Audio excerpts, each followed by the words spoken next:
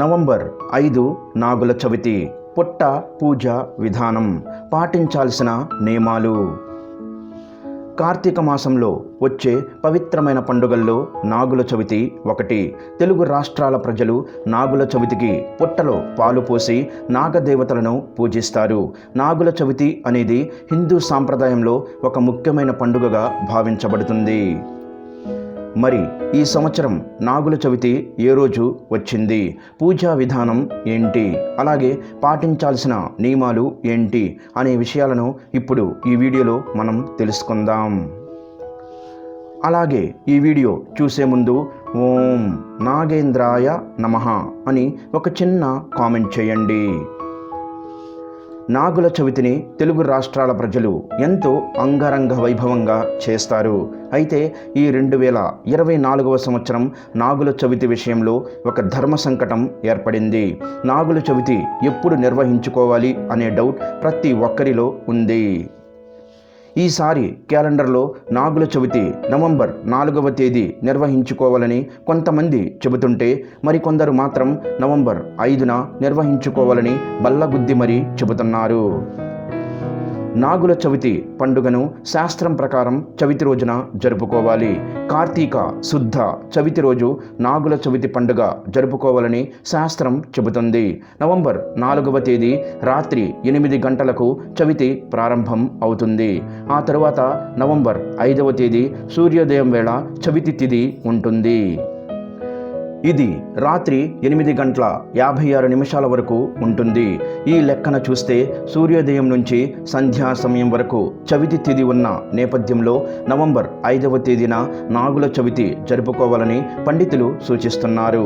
నాగుల చవితి రోజు నాగదేవతలను పూజించడం ద్వారా భక్తులకు సర్పభయాలు తొలగిపోయి కుటుంబంలో సుఖ సంతోషాలు, సకల సంపదలు వెల్లువిరుస్తాయని, అలాగే సంతాన ప్రాప్తి కలుగుతుందని వేద పండితులు చెబుతున్నారు. శ్రీ మహావిష్ణువుకు ఆదిశేషువు అనే సర్పరాజు శేషతల్పంగా ఉన్నారు. అలాగే పరమశివుడికి సైతం మెడలో కంఠాభరణంగా హాలాహలాన్ని గరళంలో నిలిపేలా చేసింది కూడా నాగరాజు కావడం విశేషం. మన సనాతన ధర్మంలో నాగుపాముకు ఎంతో పేరుంది. అలాగే నాగజాతి కోసం నాగలోకం కూడా ఉంది. అలాంటి నాగజాతిని ఆరాధించే విశిష్టమైన పర్వదినమే నాగుల చవితి.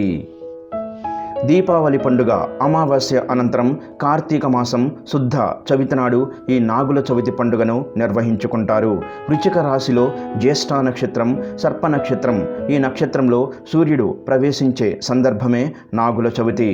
మరో విధంగా చెప్పాలంటే మన శరీరమే నవరంధ్రాల పుట్ట.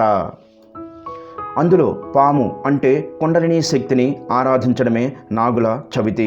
పుట్టలో అడుగున మండలాకారంలో చుట్టలు చుట్టుకొని పడుకున్న పాము అంటే కుండలినీ శక్తి కామోద్రేకాలతో విషాన్ని కక్కుతూ ఉంటుంది.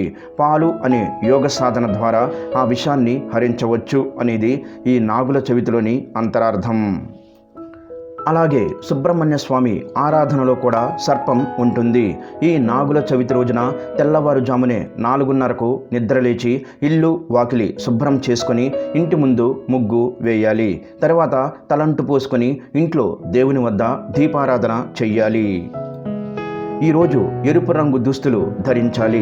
గడపకు పసుపు కుంకుమ, గుమ్మానికి తోరణాలు, పూజా మందిరాన్ని ముగ్గులతో అలంకరించుకోవాలి. పూజా మందిరంలో కలశమును ఏర్పాటు చేసి దానిపై ఎరుపు రంగు వస్త్రాన్ని పరుచుకోవాలి. నాగేంద్ర స్వామి ప్రతిమను గాని లేదా ఫోటోను గాని పూజకు ఉపయోగించాలి. పూజకు ఎర్ర మందార పూలు, కనకాంబరాలు, ఎర్రటి గులాబీలు, ఇలా ఎర్రటి పూలను వాడితే మంచిది. నైవేద్యమునకు చిన్న చిన్న ఉండ్రాళ్ళు, వడపప్పు, అరటి పండ్లు, చలిమిడిని సిద్ధం చేసుకోవాలి. ఉదయం 7 గంటలలోపు పూజను పూర్తి చెయ్యాలి. పూజలో నాగేంద్ర అష్టోత్తరము, నాగేంద్ర స్తోత్రము, నాగస్తుతి, నాగేంద్ర సహస్రనామములను పఠించడం ద్వారా సకల సంతోషాలు, అష్టైశ్వర్యాలు ప్రాప్తిస్తాయని పెద్దలు చెబుతున్నారు. స్తోత్రములు పఠించేందుకు వీలు కాని పక్షములో ఓం నాగేంద్ర స్వామినే నమః అనే మంత్రాన్ని 108 సార్లు జపించాలి. దీపారాధనకు నువ్వుల నూనె లేదా ఆవు నెయ్యిని మాత్రమే వాడాలి. 7 దూది ఒత్తులు ఆవు నేతితో సిద్ధం చేసుకున్న దీపంతో హారతి ఇచ్చి నైవేద్యంను సమర్పించుకోవాలి. పూజ ముగిశాక నాగేంద్ర స్వామి నిత్య పూజ అనే పుస్తకమును తాంబూలంలో చేర్చి ముత్తైదువులకు ఇవ్వాలి. అనంతరం దగ్గరలో ఉన్న పుట్ట వద్దకు వెళ్ళాలి. పుట్ట దగ్గర పసుపు కుంకుమలు వేసి దీపం వెలిగించి పుట్టలో పాలు పోసి పూజ చెయ్యాలి. నాగుల చవితి రోజున ఆవు పాలు పుట్టలో పోసి నాగపూజ చేసి చలిమిడి, చిమ్మిరి ఉండలు, అరటిపళ్ళు, వడపప్పు, తాటిబుర్ర గుజ్జు మొదలైనవి స్వామివారికి నివేదించాలి. తరువాత అక్షింతలు చేతిలో పట్టుకొని పుట్ట చుట్టూ 3 సార్లు ప్రదక్షిణలు చెయ్యాలి. ఆ అక్షింతలను పుట్టపై చల్లాలి. ఆ తరువాత కొబ్బరికాయ కొట్టి ఆ నీటిని పుట్టపై చల్లాలి. నాగరాజుకు హారతి పట్టడం కానీ వేడి పదార్థాల ఆరగింపు కానీ పనికిరాదు. పూజ పూర్తయిన తర్వాత నైవేద్యం పెట్టి ఆ రోజు పగలంతా ఉపవాసం ఉండి రాత్రికి భోజనం చెయ్యాలి.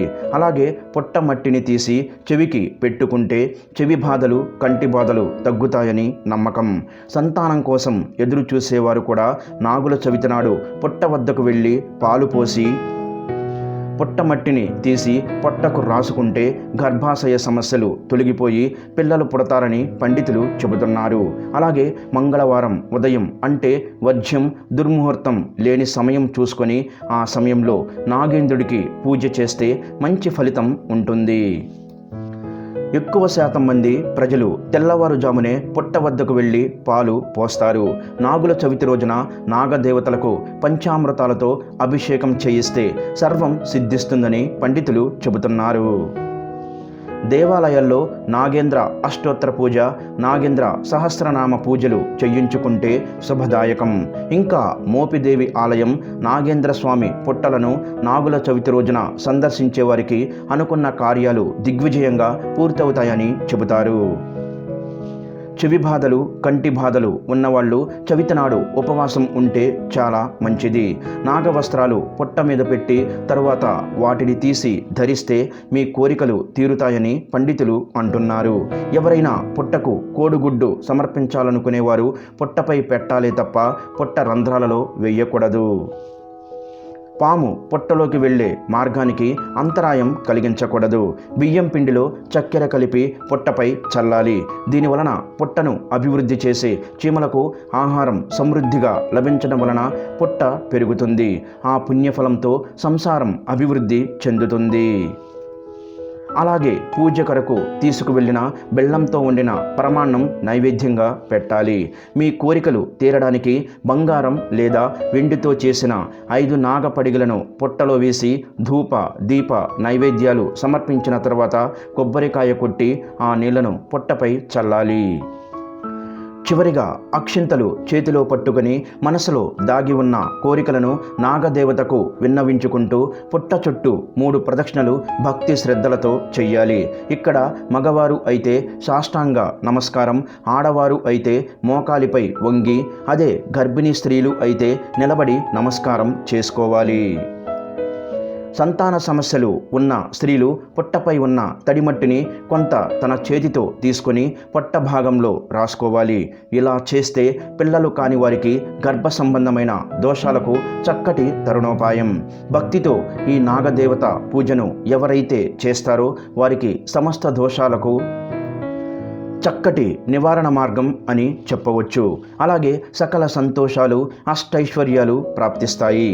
కొన్ని చోట్ల ప్రజలు తమ ఇళ్ల గోడలపై పాముల బొమ్మలు గీసి పూజలు చేస్తారు. అలాగే పుట్టలు అందుబాటులో ఉన్నవారు స్వయంగా పుట్టల దగ్గరకు వెళ్ళి పాలు పోసి పూజిస్తారు. అందుబాటులో లేనివారు నాగప్రతిమలను కూడా ఆరాధించవచ్చు. ఈరోజు నాగదేవతతో పాటు శివుడిని పూజించడం వల్ల ఇంట్లో ధనధాన్యాలకు లోటు ఉండదని పండితులు చెబుతున్నారు. నాగుల చవితి రోజున ఈ శ్లోకాన్ని పఠిస్తే కలిదోష నివారణ జరుగుతుందని శాస్త్రాలు చెబుతున్నాయి. కర్కోటకస్య నాగస్య దయయంత్య నలస్య చ ఋతుపర్ణస్య రాజకీర్తనం కలినాశనం. ఈ శ్లోకాన్ని 3 సార్లు పఠిస్తే మీకున్న దోషాలు తొలగిపోతాయి. ఈ రోజున భూమిని దున్నడం, మట్టిని తవ్వడం, చెట్టు పుట్టలను కొట్టడం, కూరగాయలు కోయడం, వంటలు చేయడం వంటివి చెయ్యకూడదని అంటారు. పూర్వకాలంలో వీటన్నింటినీ పాటించేవారు. పూర్వం ఈ నాగుల చవితి రోజున పండ్లు తిని జీవించేవాళ్ళు.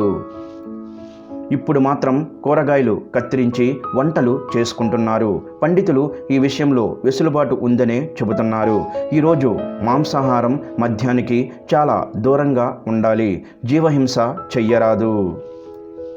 పురాణాల ప్రకారం మన పూర్వజన్మ పాపాలు లేదా కుండలిని శక్తి జాగృతం చేయాలనుకునే వారి కోసం సర్పదోష నివారణ పూజగా భావిస్తారు. నాగుల చవితి రోజున నాగదేవతలకు పూజ చేయడం ద్వారా సర్పదోషాలు తొలగుతాయని, కుండలిని శక్తి స్థిరంగా ఉండే అవకాశం ఉందని పెద్దలు చెబుతున్నారు.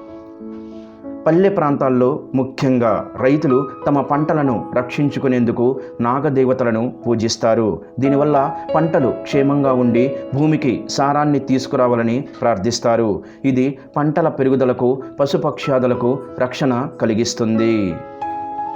సంతానం కలగని వారు నాగుల చవితి రోజు సర్పదేవతలను పూజించడం వల్ల సంతాన సౌభాగ్యం కలుగుతుందని, తద్వారా ఆరోగ్యకరమైన జీవితాన్ని జీవిస్తారని విశ్వసిస్తారు. అలాగే సర్పాల ప్రభావం నుండి బయటపడేందుకు, భయాలు తొలగించుకోవడానికి భక్తులు నాగుల చవితి పూజ చేస్తారు. ఈ పూజ ద్వారా సుఖశాంతులు, సకల సంపదలు కలుగుతాయని, సర్పదోషం, వ్యాధి దోషాల నుండి రక్షణ పొందవచ్చని వేద పండితులు అంటున్నారు. ఈ వీడియో గనక మీకు నచ్చినట్లయితే ప్లీజ్ లైక్ చేసి మీ ఫ్రెండ్స్కి షేర్ చేయండి. అలాగే మా కొత్త వీడియోస్ మీకు వెంటనే చేరాలంటే మా ఛానల్ని సబ్స్క్రైబ్ చేసుకొని పక్కనే ఉన్నటువంటి బెల్ ఐకాన్ని ప్రెస్ చేయండి. ధన్యవాదములు. ఈ వీడియోని లైక్ చేసి తర్వాత వీడియోని చూడండి.